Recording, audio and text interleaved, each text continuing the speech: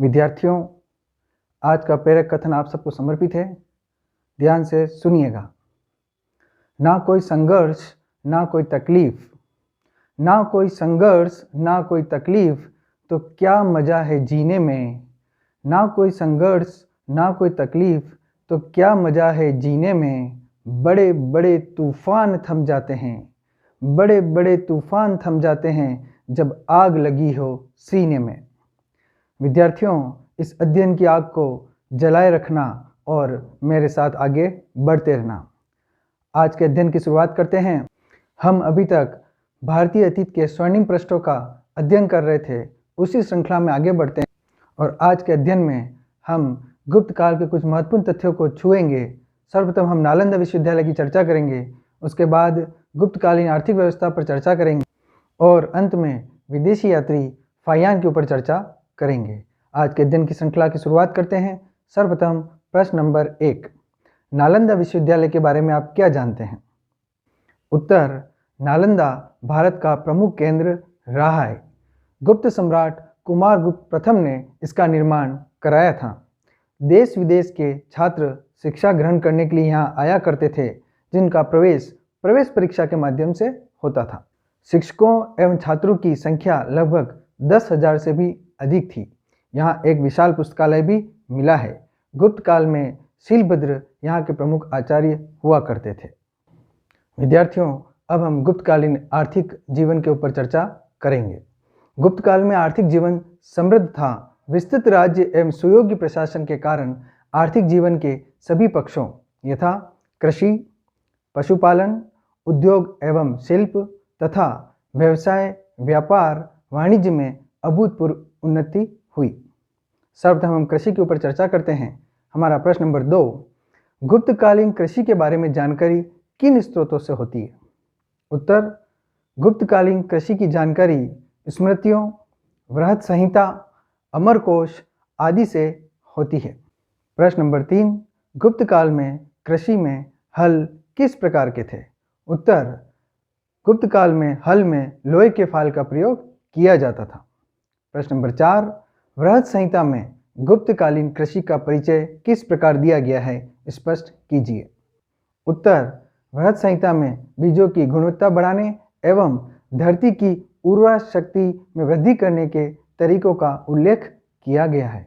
प्रश्न नंबर 5, जो कि बहुत महत्वपूर्ण प्रश्न है, गुप्तकालीन शासकों ने प्रजा को सिंचाई की सुविधाएं प्रदान करने का प्रयास किया, उदाहरण से स्पष्ट कीजिए। उत्तर, स्कंदगुप्त के जूनागढ़ अभिलेख के अनुसार उन्होंने गिरनार पर्वत पर स्थित सुदर्शन झील का पुनरुद्धार कराया।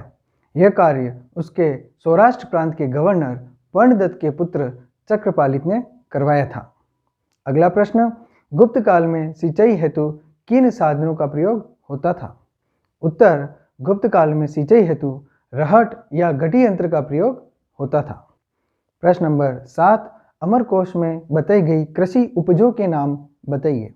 उत्तर, अमरकोश में गेहूं, धान, ज्वार, ईख, बाजरा, मटर, दाल, तिल, सरसों, अलसी, अदरक और काली मिर्च जैसी उपजों का उल्लेख किया गया है। प्रश्न नंबर 8, वृहत संहिता के अनुसार गुप्त काल में कितनी फसलें होती थी? उत्तर, वृहत संहिता में 3 फसलों का उल्लेख मिलता है। एक फसल श्रावण के महीने में तैयार होती थी, दूसरी फसल बसंत में और तीसरी चैत्र या वैशाख में तैयार होती थी। प्रश्न नंबर 9, गुप्त काल में भूमि को कितने भागों में बांटा गया था? उत्तर, अमर सिंह ने अपने ग्रंथ अमरकोश में 12 प्रकार की भूमि का उल्लेख किया है।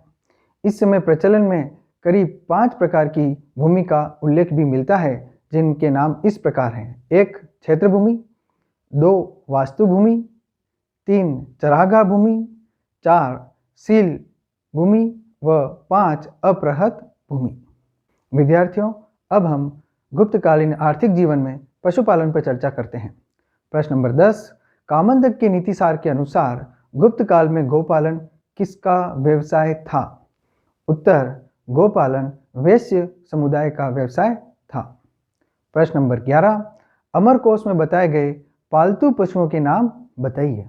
उत्तर, अमरकोश में पालतू पशु के रूप में गाय के अतिरिक्त घोड़े, भैंस, ऊंट, बकरी, गधा, कुत्ता, बिल्ली आदि को गिनाया गया है। बैल हल चलाने में और सामान ढोने में प्रमुख रूप से उपयोग में लाया जाता था। अब हम गुप्तकालीन उद्योग, शिल्प एवं व्यवसाय पर चर्चा करते हैं। अगला प्रश्न, गुप्तकालीन प्रमुख उद्योगों के नाम बताइए।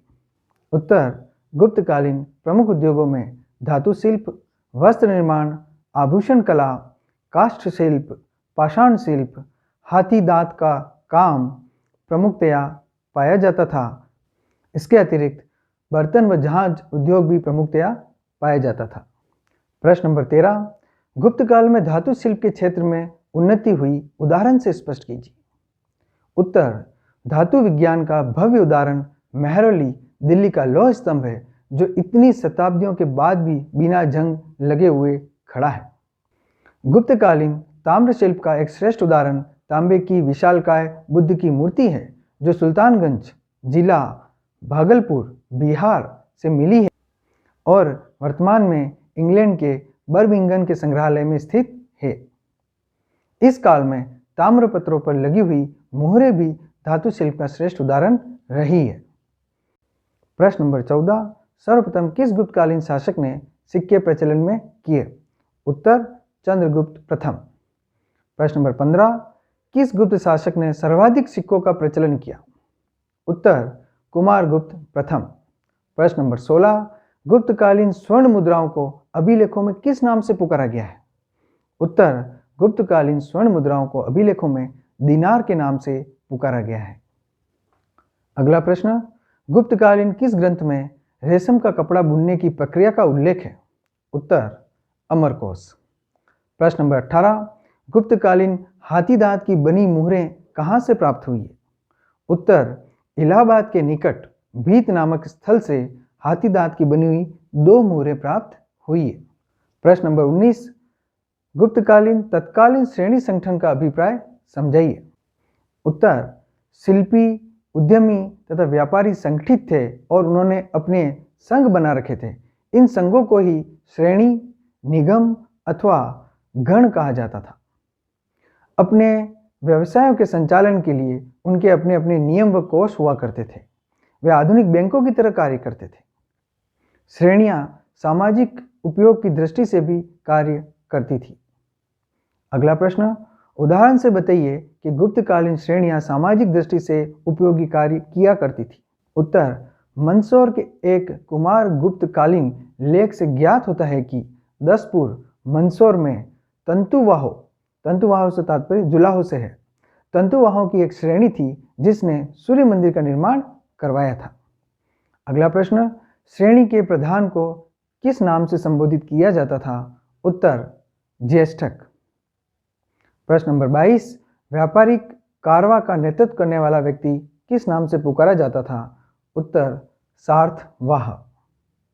प्रश्न नंबर 23, गुप्तकालीन प्रमुख व्यापारी केंद्रों के नाम बताइए। उत्तर, उज्जैन, भड़ोच, प्रतिष्ठान, विदिशा, प्रयाग, पाटलिपुत्र, वैशाली, ताम्रलिप्ति, मथुरा, अहिछत्र, कौशाम्बी आदि प्रमुख व्यापारी केंद्र थे। इन सब में उज्जैन एक महत्वपूर्ण व्यापारी केंद्र था। प्रश्न नंबर 24, गुप्त काल में चीनी रेशम को किस नाम से पुकारा जाता था? उत्तर, गुप्त काल में चीनी रेशम को चीनांशुक नाम से पुकारा जाता था। प्रश्न नंबर 25, गुप्त काल के प्रमुख बंदरगाहों के नाम बताइए। विद्यार्थियों, भारत के नक्शे में भी हम प्रमुख बंदरगाहों को देखेंगे तो हमारा उत्तर है कि भारत के पश्चिमी तट पर भृगु कच्छ, जिसको हम भड़ोच के नाम से जानते हैं, प्रसिद्ध बंदरगाह था। इसके अतिरिक्त केम्बे व सोपार भी प्रमुख बंदरगाह थे। पूर्वी तट पर स्थित बंदरगाहों में गंडशाला, कदूरा तथा गंगा के मुहाने पर ताम्रलिप्ति स्थित था। ताम्रलिप्ति पूर्वी भारत का सबसे बड़ा सामुद्रिक व्यापार का केंद्र था। प्रश्न नंबर 26, गुप्त काल में राजकीय आय का प्रमुख स्रोत क्या था? उत्तर, गुप्त काल में राजकीय आय का प्रमुख स्रोत भू राजस्व था। अगला प्रश्न, गुप्तकालीन करों का उल्लेख कीजिए। उत्तर, गुप्तकालीन प्रमुख कर निम्न प्रकार से हैं। पहला, भाग राजा का भूमि के उत्पादन से प्राप्त होने वाला हिस्सा भाग कहलाता है। 2. भोग। राजा को हर दिन फल फूल सब्जियों के रूप में दिया जाने वाला कर भोग के रूप में जाना जाता है। 3. ऊपरी कर एवं उद्रंग, यह मुख्य रूप से भूमि कर थे। अगला प्रश्न, नकद भूमि कर की अदायगी क्या कहलाती थी? उत्तर, गुप्त काल में नकद भूमि कर की अदायगी हिरण्य कहलाती थी। विद्यार्थियों, अब हम विदेशी यात्री फायान के भारत वर्णन पर चर्चा करेंगे। हमारा आज का प्रश्न है कि फायान ने भारत के बारे में क्या उल्लेख किया है? उत्तर, चीनी यात्री फायान ने 399 ईस्वी से 414 ईस्वी तक भारत का भ्रमण किया। उन्होंने भारत की आर्थिक, धार्मिक, राजनीतिक व सामाजिक स्थिति का वर्णन किया है। तत्कालीन समाज में शाकाहार का प्रचलन था, अस्पृश्यता विद्यमान थी, परंतु आम जनता का जीवन सादा व अहिंसक था। बौद्ध धर्म सीमावर्ती राज्यों में उन्नति की ओर था, जबकि अपने प्रमुख स्थानों जहाँ से बौद्ध धर्म की उत्पत्ति मानी जाती है वहाँ पर वो अपना महत्व खो रहा था। समाज में धार्मिक समानता विद्यमान थी। प्रजा दान, धर्म, पाप, पुण्य, लोक, परलोक व पुनर्जन्म में विश्वास करती थी। गुप्तकालीन दंड व्यवस्था कठोर नहीं थी, अपराध नगण्य थे, चोरों व डाकुओं का भय कम था। मुख्यतः कोड़ियों एवं वस्तुओं के रूप में लेन देन या विनिमय हुआ करता था। पाटलिपुत्र एक समृद्ध व्यापारिक केंद्र था, वहाँ के निवासी संपन्न थे। विद्यार्थियों, आज के अध्ययन से संबंधित प्रश्न उत्तर आपको कमेंट व डिस्क्रिप्शन सेक्शन में मिलेंगे। आप वहाँ से अपने ज्ञान की परीक्षा ले सकते हैं। अगले अध्ययन में हम पुनः जल्दी मिलेंगे। धन्यवाद।